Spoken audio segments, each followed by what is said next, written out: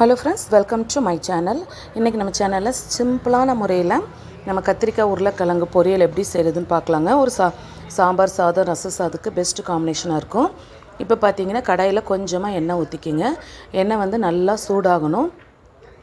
அதுக்கப்புறமா கொஞ்சமாக கடுகு போட்டுட்டு அதை நல்லா பொரிய விட்டுடுங்க. கடுகு நல்லா பொரிஞ்ச உடனே கட் பண்ணி வச்சுருக்கிற வெங்காயம், கருவேப்பிலை இது ரெண்டுமே சேர்த்திட்டு நல்லா கோல்டன் ப்ரௌனாக நல்லா ஃப்ரை பண்ணிடுங்க. வெங்காயம் நல்லா வதங்கின கடைசியில் நம்ம வந்து ஒரு சின்னதாக தக்காளி பழம் வந்து ஒரு ஆஃப் தக்காளி பழம் கட் பண்ணி சேர்த்திக்கலாம். வெங்காயம் கூட அந்த தக்காளியும் சேர்த்தி நல்லா வதக்கிடணுங்க. நல்லா வதங்கின கடைசியில் இப்போ நம்ம வந்து கட் பண்ணி வச்சுருக்கிற உருளைக்கிழங்கும் உருளைக்கிழங்கு ஃபஸ்ட்டு நம்ம சேர்த்திக்கலாம். இந்த மாதிரி சின்ன சின்னதாக கட் பண்ணி எடுத்துக்கோங்க. ஏன்னா இது ஒரு 2 நிமிஷம் நம்ம வதக்கிட்டோன்னா அதுக்கப்புறம் முருங்கைக்காய் சேர்த்திக்கலாம். இல்லைன்னா முருங்கைக்காய் சீக்கிரம் வெந்துடும், அதுக்கப்புறம் உருளைக்கிழங்கு வேகாது. இப்போ அது 2 நிமிஷம் வதங்கின உடனே நான் வந்து முருங்கைக்காயை சேர்த்திருக்கிறேன்.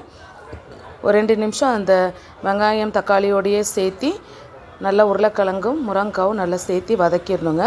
அப்புறம் தேவையான அளவுக்கு உப்பு சேர்த்திக்கிங்க. உப்பு சேர்த்திட்டு கொஞ்சமாக பெருங்காயம் தூள் சேர்த்திக்கிங்க.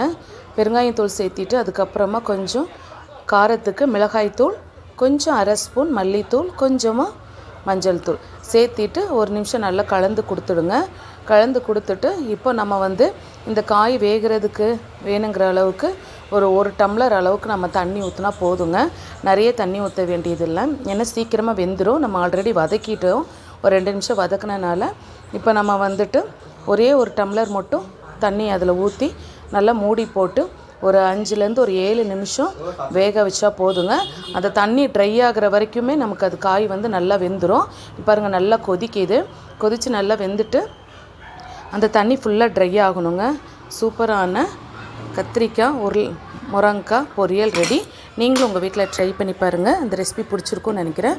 பிடிச்சிருந்தால் லைக் பண்ணுங்கள், ஷேர் பண்ணுங்கள், மறக்காமல் சேனலை சப்ஸ்கிரைப் பண்ணுங்கள். தேங்க்ஸ் ஃபார் வாட்சிங்.